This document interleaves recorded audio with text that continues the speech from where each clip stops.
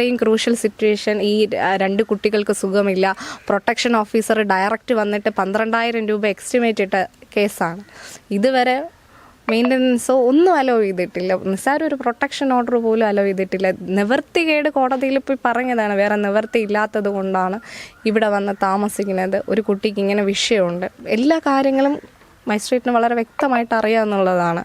Protection ഓർഡറോ residential ഓർഡറോ ഉണ്ടായിരുന്നെങ്കിൽ ഈ ഒരു സിറ്റുവേഷനിലോട്ട് പോവില്ലായിരുന്നു. നിലവിൽ കുട്ടിയുടെ മരുന്ന്, ട്രീറ്റ്മെൻറ്റ് റെക്കോർഡ്, പ്രിസ്ക്രിപ്ഷൻ ഇതെല്ലാം വീടിനകത്താണ്. കുട്ടിയുടെ ഡ്രസ്സ്, നീതുവിൻ്റെ ഡ്രസ്സ് മാറിയിടാൻ ഡ്രസ്സ് പോലും ഇല്ലാത്തൊരു സിറ്റുവേഷനാണ്. വീട്ടിൽ താമസിച്ചുകൊണ്ടിരുന്നത് അജിത്തിൻ്റെ അച്ഛൻ, അജിത്തിൻ്റെ രണ്ടാനമ്മ, അനിയൻ, ഇവർ 3 പേരുമാണ് നീതു വന്നപ്പോൾ ഇവിടെ ഉണ്ടായിരുന്നത്.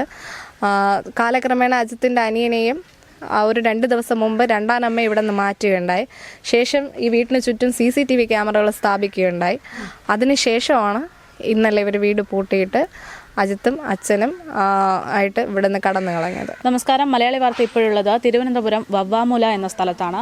ഇവിടെ ഒരു അമ്മയും 2 മക്കളെയും അവരുടെ ഭർത്താവ് വീട്ടിൽ നിന്ന് പുറത്താക്കി വീട് പൂട്ടിയിട്ട് പോയൊരു സാഹചര്യം ഉണ്ടായിരിക്കുകയാണ്. ഈ ഒരു സാഹചര്യത്തിൽ നമ്മളിപ്പോൾ ഇവിടെ വന്നപ്പോൾ അന്വേഷിച്ചപ്പോൾ മനസ്സിലായത് ഈ ഒരു കുട്ടിക്ക് അസുഖം ഉണ്ട്, ചികിത്സയിലാണ്. ഈ ഒരു സാഹചര്യത്തിലാണ് പെട്ടെന്ന് ഭാര്യയെയും മക്കളെയും ഒന്നും നോക്കാൻ സാധിക്കില്ല എന്ന് പറഞ്ഞുകൊണ്ട് ഒരു ദിവസം കൊണ്ട് വീടൊക്കെ അടച്ചിട്ട് പോകുന്നൊരു സാഹചര്യം ഉണ്ടായത്. ഈ ഒരു വിഷയവുമായി ബന്ധപ്പെട്ടിട്ട് നീതു എന്ന യുവതിയുടെ അഡ്വക്കേറ്റ് നമ്മളോടൊപ്പം ചേരുന്നുണ്ട്. എന്താണ് കൂടുതൽ വിവരം എന്ന് ചോദിച്ചറിയാം.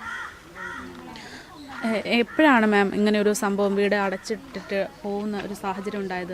ഇന്നലെ നെയ്യാറ്റിൻകര മജിസ്ട്രേറ്റ് 2ാം കോടതിയിൽ DV ഓർഡറിൻ്റെ കേസ് ഇരിക്കുകയായിരുന്നു. അപ്പോൾ സ്വാഭാവികമായിട്ട് മക്കളെയും കൊണ്ട് കോടതി പോകാൻ വേണ്ടി ഇറങ്ങിയതാണ്. കോടതി പോയിട്ട് തിരിച്ച് വീട്ടിലെത്തിയ സമയത്താണ് ഇങ്ങനെ വീട് അടച്ചിട്ടിരിക്കുകയാണ് എന്നറിയാൻ കഴിഞ്ഞത്. അറിഞ്ഞ ഉടനെ തന്നെ പോലീസ് സ്റ്റേഷനിൽ പോയി റിപ്പോർട്ട് ചെയ്തിട്ടുണ്ടായിരുന്നു.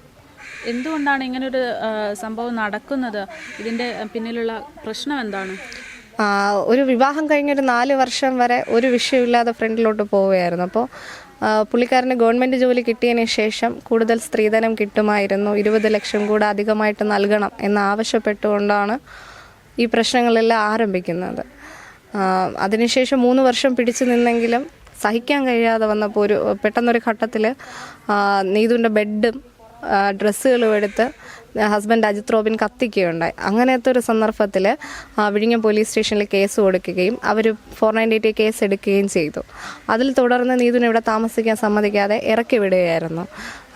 എന്നിട്ട് 1 വർഷത്തോളം നീതു സ്വന്തം വീട്ടിൽ താമസിച്ചു. പക്ഷേ ഈ മൂത്ത കുട്ടി ആരാധ്യ എന്ന് പറയുന്ന കുട്ടി ഇമ്മ്യൂണിറ്റി കുറവുള്ള കുട്ടിയാണ്. ഹൈഡ്രോനെഫ്രോസിസ് വന്ന ഒരു കിഡ്നി മാത്രമുള്ള കുട്ടിയാണ്.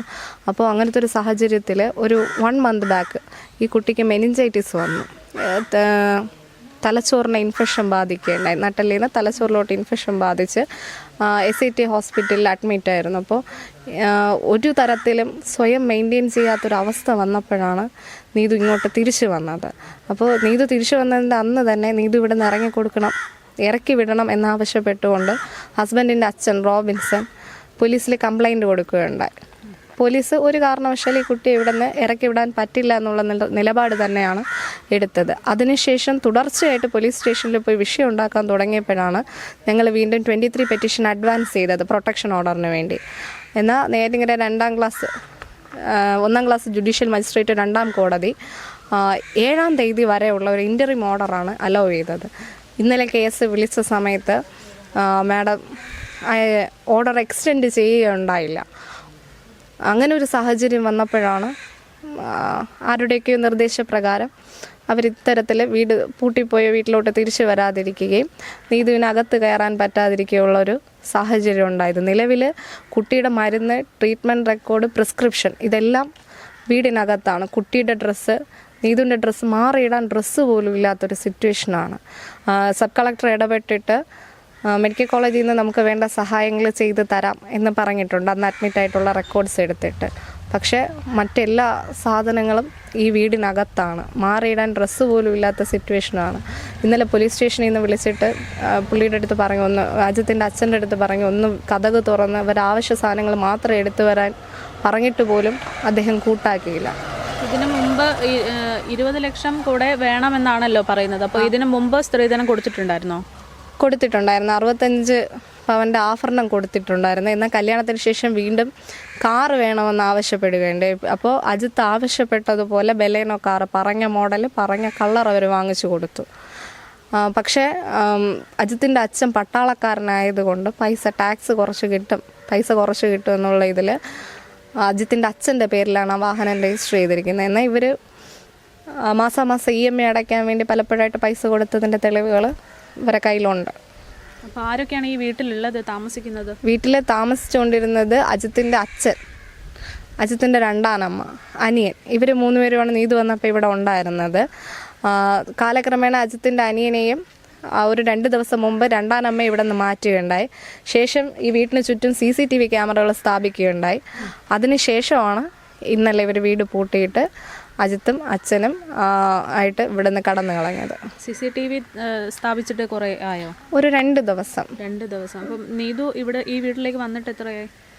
2 ആഴ്ച മുന്നെയാണ് വന്നത്. 23-ാം തീയതി, കഴിഞ്ഞ 23-ാം തീയതിയാണ് വന്നത് ഇവിടെ താമസിക്കാൻ. അതുവരെ എവിടെയായിരുന്നു? അതുവരെ നീതുവിൻ്റെ അമ്മയുടെ ഒപ്പമായിരുന്നു. വിവാഹം കഴിഞ്ഞ് എത്ര നാൾ ഇവിടെ ഒരുമിച്ചുണ്ടായിരുന്നു ഇവര്? 6 വർഷം. ഈ കഴിഞ്ഞ 1 വർഷം ആയതേ ഉള്ളൂ ഇവർ പിരിഞ്ഞ് താമസിച്ചു തുടങ്ങിയിട്ട്. കഴിഞ്ഞ ജനുവരിയിലാണ് പിരിഞ്ഞ് താമസിക്കാനുള്ളൊരിട ഉണ്ടായത്. അതുവരെ ഒരുമിച്ച് താമസിക്കുകയായിരുന്നു അവർ. ഇവര് ഈ സ്ത്രീധനം അല്ലാണ്ട് വേറെ എന്തെങ്കിലും പ്രശ്നങ്ങളുണ്ട് എന്ന്? ഉണ്ട്. നീതുവിൻ്റെ കാലിൽ ചവിട്ടി പിടിച്ച് അടിക്കുകയും വിഷയം ഉണ്ടാക്കുകയും ചെയ്ത സമയത്താണ് ശരിക്കും പറഞ്ഞാൽ ഈ മെത്ത കത്തിക്കുന്നത്. അങ്ങനെ ഭയങ്കരമായിട്ടുള്ള ഡൊമസ്റ്റിക് വയലൻസ്, അതായത് ഡൊമസ്റ്റിക് വയലൻസ് ഓർഡറിൽ പറയുമ്പോൾ തന്നെ പറയുന്നുണ്ട് ഇമോഷണൽ വയലൻസ്. മെൻ്റലി എന്ത് വിഷയം ഉണ്ടാക്കിയാലും അത് വയലൻസാണ്. ആ രീതിയിൽ ഭയങ്കരമായിട്ട് നീതു തിരിച്ചു വന്നപ്പോൾ പോലും കുത്തി പഴയ കാര്യങ്ങളെക്കുറിച്ച് സംസാരിച്ചുകൊണ്ടിരിക്കുകയായിരുന്നു അവർ. ഇവരെ വിവാഹം എങ്ങനെയായിരുന്നു കഴിഞ്ഞത്? അതായത് 2 പേരും സ്നേഹിച്ചതാണ്. വീട്ടുകാർ നടത്തി കൊടുത്തു കല്യാണമായിട്ട്.